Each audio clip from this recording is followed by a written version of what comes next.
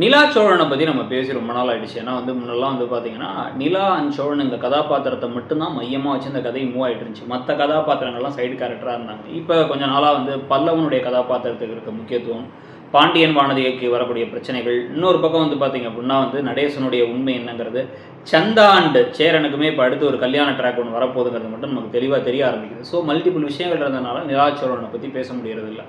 நிலாவுக்கு சோழனை பிடிச்சிருக்கு அப்படின்னு நமக்கே தோன்ற மாதிரி பல இடங்கள் அவங்க நடந்துக்க ஆரம்பிக்கிறாங்க. பொசசிவ்னஸ் அந்த காயத்ரி விஷயத்தில் அதுலேருந்து நிறைய இடங்களில் அவர் பேசும்பொழுது, அவர் பாடும்பொழுது ரசிக்கிறதெல்லாம் பார்க்க முடியுது. ஆனாலும் அது அவங்களுக்கு என்ன வேணுங்கிறது அவங்களுக்கே தெரியலையா என்னங்கிறது தெரியலன்னு முன்னாடி தான் சொல்கிறோம்ல.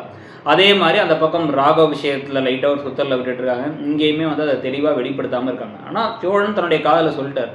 ஆனால் சோழன் இருக்கக்கூடிய பிரச்சனை என்னென்னா, இயல்புலேயே பார்த்தீங்க அப்படின்னா என்ன செஞ்சாலும் பரவாயில்ல அப்படின்னு சொல்லிட்டு பொய் சொல்கிறதுக்கு பல நேரங்களில் அவர் ரெடியான ஒரு ஆளாக தான் இருக்கார். ப்ளஸ் பார்த்தீங்க அப்படின்னா சில திருட்டுத்தன வேலைகளும் இருக்குது. இந்த நகை அந்த இவங்க வீட்டில் அந்த தங்க நகையெல்லாம் எடுத்து வச்சு இவர் தான் ஏதோ பண்ணாருன்னு பேசிகிட்டு இருக்கும்போது 2 காயின் எடுத்து உள்ளார வச்சுட்டேன்னார்ல.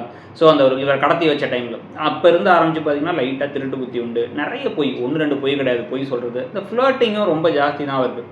ஸோ காயத்ரி விஷயத்துலையுமே காயத்ரி சின்ன பொண்ணுன்னு தெரியும். அந்த பொண்ணு மனத்தில் தன மேலே ஒரு ஈர்ப்பு இருக்குங்கிறது தெரிஞ்சுமே அதை வளர்த்துடுற மாதிரி தான் நிறைய விஷயங்களை பண்ணார்.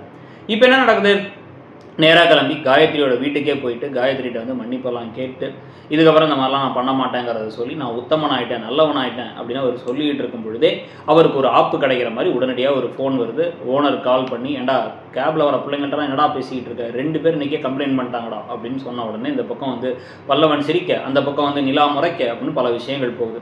ஸோ இந்த ட்ராக்ல நிலா அண்ட் சோழன்களில் அந்த டிவோர்ஸ் ட்ராக் என்ன ஆச்சுங்கிறத காமிக்காமலே அது அப்படியே போயிட்டு இருக்கு. ஒரு நாள் அவங்களுக்கு ஒரு வேலை இருக்குங்கிறதுக்காக அந்த லாயரை பார்க்காம இருந்தாங்க. இப்போ அவங்க டிவோர்ஸ் வேணுங்கிற முடிவில் இருக்காங்களா, வேணாங்கிற முடிவில் இருக்காங்களா, இதுக்கடையில் ராகவ் மூலமாக ஏதாவது ஒரு பிரச்சனைகள் அடுத்து வரப்போதா அப்படிங்கிறதெல்லாம் பல விஷயங்கள் நடக்க போகுது.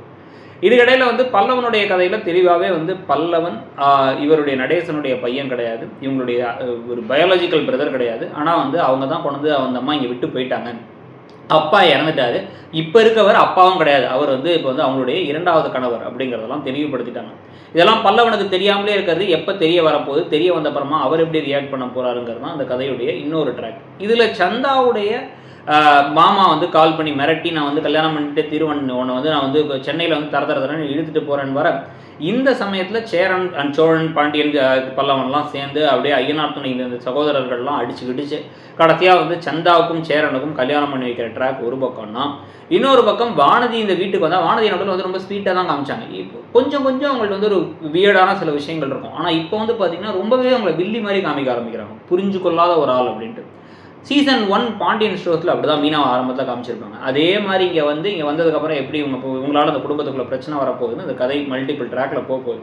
ஸோ இந்த மாதிரி மல்டிபிள் விஷயங்கள் இந்த கதையில் இருக்கும் பொழுது இன்னொரு முக்கியமான கேள்வியாக இருக்கிறது, நடேசனுடைய முதல் மனைவிக்கு என்னாச்சு, அதாவது சேரன் சோழன் பாண்டியனுடைய அம்மாவுக்கு என்ன ஆச்சு, உண்மையாக என்ன நடந்துச்சு, அங்கே என்ன பிரச்சனைங்கிற ட்ராக் தெரிய வர்றது, அது ஒரு ஃப்ளாஷ்பேக் போர்ஷன். இதெல்லாம் நடந்து முடிஞ்சதுக்கப்புறம் தான் அந்த கதை எதை நோக்கி பயணிக்க போகுதுங்கிறது இருக்குது. ஸோ கிட்டத்தட்ட இந்த ட்விஸ்டெல்லாம் முடிஞ்சப்பறம் பார்த்தீங்கன்னா அந்த எல்லா கல்யாணமும் நடந்து முடிஞ்சப்பறம் பாண்டியன் ஷோ சீசன் 1 மாதிரி தான் இருக்க போகுது. பெரிய ஒரு மறைச்சி வைக்கிற ட்ராக்னு இங்கே எதுவுமே பெருசாக இல்லை, நடேசனுடைய முதல் மனைவி விஷயத்தை தவிர. அது ஆனால் டேரெக்டாக இப்படி இந்த ஃபேமிலியை அஃபெக்ட் பண்ண போகிறது இல்லை. சீசன் 2 பாண்டியன் ஷோஸ்லாம் பார்த்தீங்க அப்படின்னா அந்த தங்கமயிலோட ரகசியம்ங்கிறது இருக்குது, சிறகடி காசையில் ரோகிணியோட ரகசியம்ங்கிறது இருக்குது. இந்த மாதிரிலாம் இருக்கும்பொழுது இந்த கதை அந்த விஷயங்கள்லாம் முடிஞ்சப்பறம், அந்த கல்யாணம்லாம் முடிஞ்சப்பறம் எப்படி பயணிக்க போகுது, எதை நோக்கி பயணிக்க போகுதுங்கிறது தான் முக்கியமான விஷயமா இருக்குது. ஆனால் இப்போதைக்கு பார்க்குறதுக்கு ரொம்ப ஃபீல் குடாக நிறைய பேருக்கு பிடிச்ச சீரியலாக ஐயனார் துணை இருக்குங்கிறத பார்க்க முடியுது. உங்களுக்கு அந்த 3 ஜோடிகளில் பிடிச்ச ஜோடி யார், என்ன விஷயம் அந்த கதையில் பிடிச்சிருக்கு அப்படிங்கிறதையும் கமெண்ட் செக்ஷனில் சொல்லுங்கள். அப்படியே மறக்காமல் இடம்பொருள் சேனலையும் சப்ஸ்கிரைப் பண்ணிக்கோங்க. நம்மளுடைய இன்னொரு சேனலான இடம்பொருள் நவுல தான் அந்த மாதிரி ரிவ்யூஸ், ஃபேஸ் வீடியோஸ், ஷார்ட்ஸ் இதெல்லாம் வரும். அந்த சேனலில் ப்ரெடிக்ஷன் வீடியோஸ்லாம் வரப்போகுது. ஸோ உங்களை பொறுத்த வரைக்கும் வேறு என்ன மாதிரி வீடியோஸ் எக்ஸ்பெக்ட் பண்ணுறீங்கிறதையும் சொல்லுங்கள். தேங்க்யூ.